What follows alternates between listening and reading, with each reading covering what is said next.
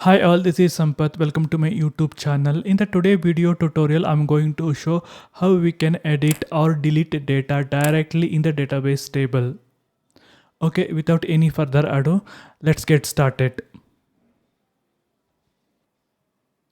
Go to the transaction code SE16N.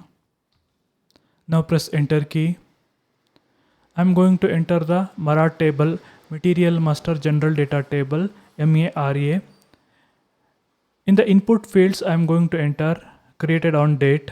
Entering the data in the input field is optional, it's not a mandatory. Enter the created by SAP login ID. Press enter key.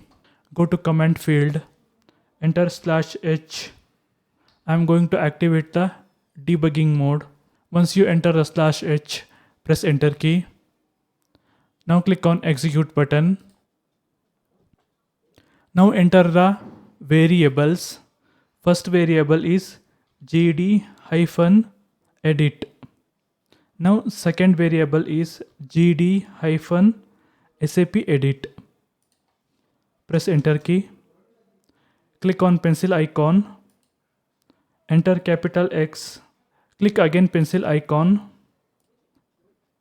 Enter capital X in both the fields. Press enter key. Now go to the application toolbar. Click on continue or press F8 key. See here. SAP opened the database table in editable mode. Here we can delete, edit or change data or create new data. Okay. So for example, I'm going to change the material type for this material. I'm going to remove.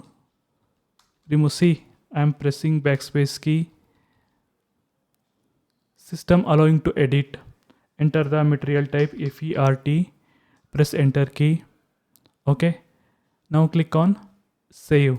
It is giving the data, how many rows I deleted, how many rows I inserted, and how many rows I changed.